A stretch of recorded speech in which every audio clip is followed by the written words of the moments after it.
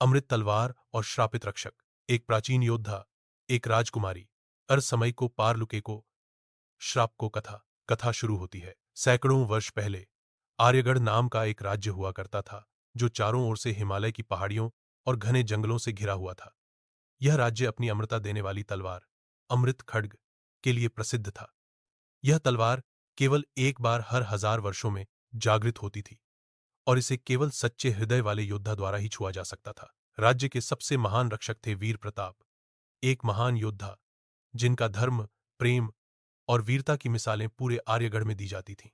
राजा को कोई संतान नहीं थी, मगर रानी ने एक कन्या को जन्म दिया, राजकुमारी वैदेही। प्रताप उसकी रक्षा के लिए जीवन भर समर्पित हो गए। अब श्राप की शुरुआत। एक दिन राज्य पर हमला हुआ। एक कालाधर्मी तांत्रिक, त्रिकाल, जिसने अमृत तलवार को हथियाने की योजना बनाई। उस युद्ध में प्रताप ने तलवार को छू लिया और वैदेही लाई बचाए। तर त्रिकाल ने एक श्राप दियो, तू सदा के लिए इस तलवार का रक्षक रहेगा, अमर लेकिन पत्थर बनकर। जब तक सच्चा उत्तराधिकारी ना आए, तू जाग नहीं सकेगा।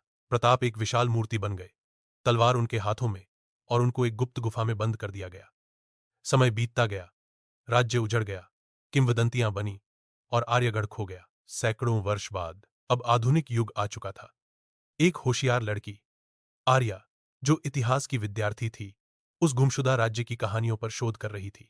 एक दिन उसे एक पुराना नक्शा मिला, जो आर्यगढ़ महल की ओर इशारा करता था। आर्या जंगलों, खतरनाक घाटियों, राक्षसी सुरंगों को पार करते हुए उस गुफा तक पहुंची। वहां उसने प्रताप की मूर्ति देखी, वही अमृत तलवार, जो अब भी चमक रही थी। अंतिम परीक्षा। गुफा में प्रवेश करते ही एक रहस्यमयी आवाज गूंजी, यदि तू सच्ची है तो तलवार को छू, यदि नहीं तू श्राप का हिस्सा बन जाएगी। आर्या ने आंखें बंद की, साहस से तलवार को पकड़ा, और अचानक से तेज रोशनी फैली। प्रताप की मूर्ति दरारों में टूटने लगी, और वो जीवित हो उठे। प्रताप ने देखा, यह वही आत्मा थी जो कभी वैदेही की संतान के रूप में भविष्य में आने वाली थी। हाँ, आर्या ही वैदेही की वंशज थी। कहानी का अंत या शुरुआत। राज्य जाग उठा, तलवार की शक्ति आर्या को मिली। प्रताप अब रक्षक नहीं, मार्गदर्शक बन गए। त्रिकाल का अंधकार अब फिर लौटने वाला था, और आर्या को उसका सामना करना था। यह सिर्फ तलवार की कहानी नहीं, यह भविष्य की रानी की गाथा है।